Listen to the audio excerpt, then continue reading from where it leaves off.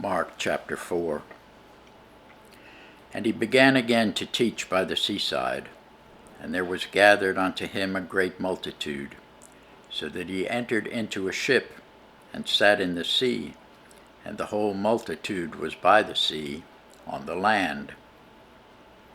And he taught them many things by parables, and said unto them in his doctrine,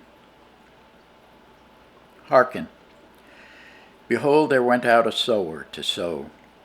And it came to pass, as he sowed, some fell by the wayside, and the fowls of the air came and devoured it up. And some fell on stony ground, where it had not much earth, and immediately it sprang up, because it had no depth of earth. But when the sun was up, it was scorched, and because it had no root, it withered away. And some fell among thorns, and the thorns grew up and choked it, and it yielded no fruit. And other fell on good ground, and did yield fruit that sprang up and increased, and brought forth some 30, and some 60, and some 100. And he said unto them, He that hath ears to hear, let him hear. And when he was alone, they that were about him with the 12 asked of him the parable. And he said unto them, Unto you it is given to know my mystery, the mystery of the kingdom of God. But unto them that are without, all these things are done in parables, that seeing they may see and not perceive, and hearing they may hear and not understand, lest at any time they should be converted, and their sins should be forgiven them. And he said unto them, Know ye not this parable? And how then will ye know all parables? The sower soweth the word. And these are they by the wayside, where the word is sown. But when they have heard, Satan cometh immediately, and taketh away the word that was sown in their hearts. And these are they likewise which are sown on stony ground, who, when they have heard the word, immediately receive it with gladness, and have no root in themselves, and so endure but for a time. Afterward, when affliction or persecution arises for the word's sake, immediately they are offended. And these are they which are sown among thorns, such as hear the word, and the cares of this world, and the deceitfulness of riches, and the lusts of other things entering in, choke the word, and it becometh unfruitful.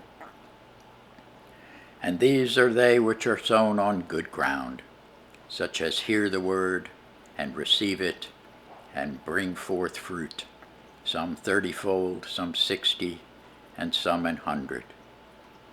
And he said unto them, Is a candle brought to be put under a bushel, or under a bed, and not to be set on a candlestick? For there is nothing hid which shall not be manifested, neither was anything kept secret, but it should come abroad. If any man have ears to hear, let him hear. And he said unto them, Take heed what ye hear. With what measure ye met, it shall be measured to you, and unto you that hear shall more be given. For he that hath, to him shall be given, and he that hath not, from him shall be taken even that which he hath.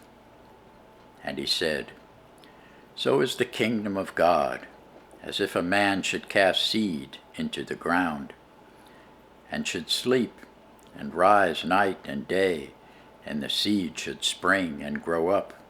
He knoweth not how. For the earth bringeth forth fruit of herself, first the blade, then the ear, after that the full corn in the ear. But when the fruit is brought forth immediately, he putteth in the sickle, because the harvest is come. And he said, Whereunto shall we liken the kingdom of God? Or with what comparison shall we compare it? It is like a grain of mustard seed, which when it is sown in the earth is less than all the seeds that be in the earth.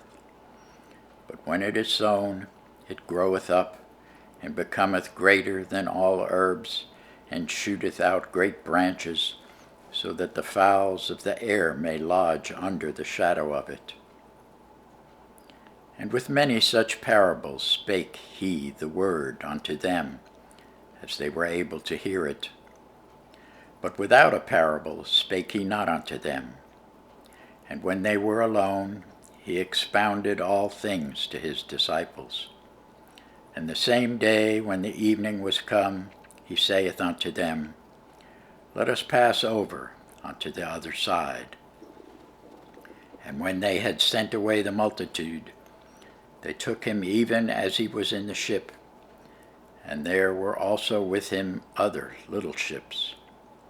And there arose a great storm of wind, and the waves beat into the ship, so that it was now full.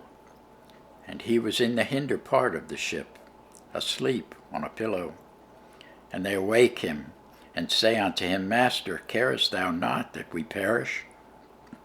And he arose, and rebuked the wind, and said unto the sea, Peace, be still. And the wind ceased, and there was a great calm. And he said unto them, Why are ye so fearful? How is it that ye have no faith?